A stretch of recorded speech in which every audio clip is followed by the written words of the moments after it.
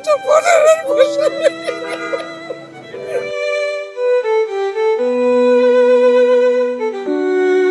কি প্রোগ্রাম করেছে শেখ আমাকে।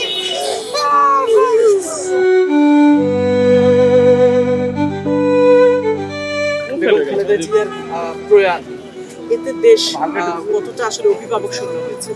অনেক অনেক অভিভাবক শুরু হয়েছে, এটা বলার আর ভাষা নেই।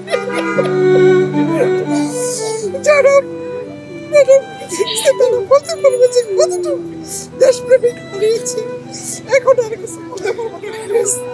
আমরা আরেকটা কথা বলতে চাই, ম্যাডাম তো শুধু আমাদের একটা দলের সিম্বল ছিল না, উনি তো আমাদের পুরা দেশ এবং জাতি, এখন বলতে গেলে পৃথিবীর মধ্যে একটা মানে নেতৃত্ব এবং দেশপ্রেমের প্রতীক হিসাবে মানে প্রমাণ করে গেছে। আমি একটু ওনার সাথে কথা বলতে চাই। আপনার কাছেও আসলে একই প্রশ্ন, কতটা শূন্যতা অনুভব করছেন? আমরা বলতেছি আমরা জাতীয়তাবাদী দল, এই কথা ছাড়া দেশের 18 কোটি জনগণ আমরা খুবই শোকাহত এবং মর্মাহত। আপনারা দেশবাসী যারা আছেন মিডিয়া ফোকাস করেন, আপনারা সবাই দোয়া করবেন, এটাই চাওয়া, কিছু মনে এখন। আমরা যখন ম্যাডামের প্রোগ্রামে যেতাম, ম্যাডামের সাথে কাজ করতাম, তখন ম্যাডাম বলতে আমরা ছিলাম, তার সাথে দেখা করতে গেছি, ঘোষের পার্টি অফিসে দেখা করেছি, সালাম দিয়েছি।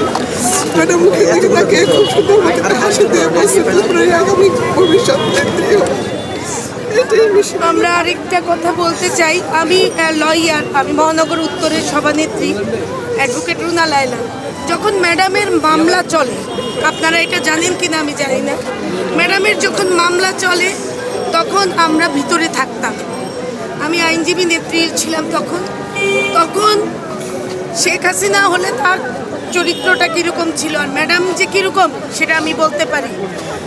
ম্যাডাম যেদিন রায় হবে সেদিনও আমাদের কিন্তু আইনজীবীরা অনেক স্ট্রং ছিল, বিএনপির আইনজীবীরা, তখন কিন্তু আমরা চেষ্টা করেছি যে আপনার এই আজকে রায় হবে, আমরা আদালতে হট্টগোল করব, আমরা আসামি ছিনিয়ে আনবো বা এই ধরনের আমরা অনেক কিছু অ্যাটেম নিয়েছি। ম্যাডাম বলছে না, ম্যাডাম জানে অবধারিত তার জেল হবে, ম্যাডাম বলেছে যে না, তোমরা অনেক বেশি সুশৃঙ্খল থাকবা, বরঞ্চ আমাদেরকে রাগ করেছে, আদালত আইন মেনে থাকতে হবে, তোমরা কোনো আইনের বাইরে কিছু করতে পারবে না। এটা শুধু বেগম খালেদা জিয়ার দ্বারাই সম্ভব। এখানে যদি অন্য নেতা নেত্রী ছিল তারা কখনোই এই কাজটা করতে পারতো না।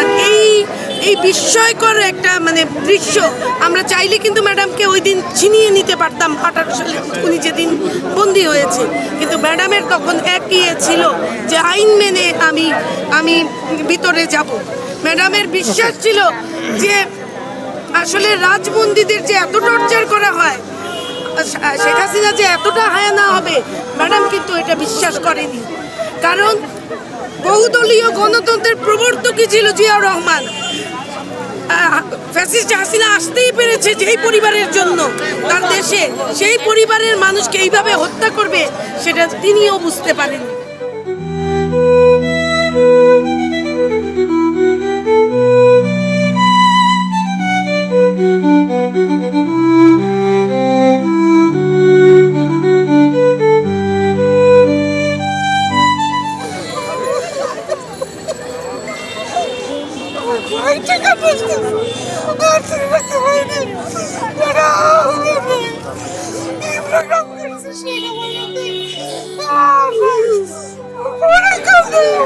হায়ানা হাসিনা দেশ থেকে চলে গিয়েছে, কিন্তু তার ছবল জানি না কত বছর এই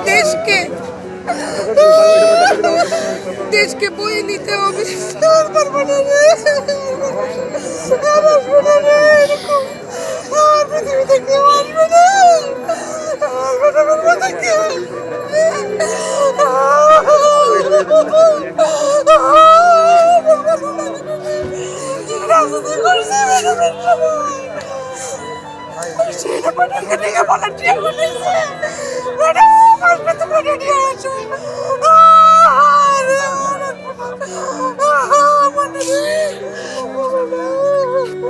করে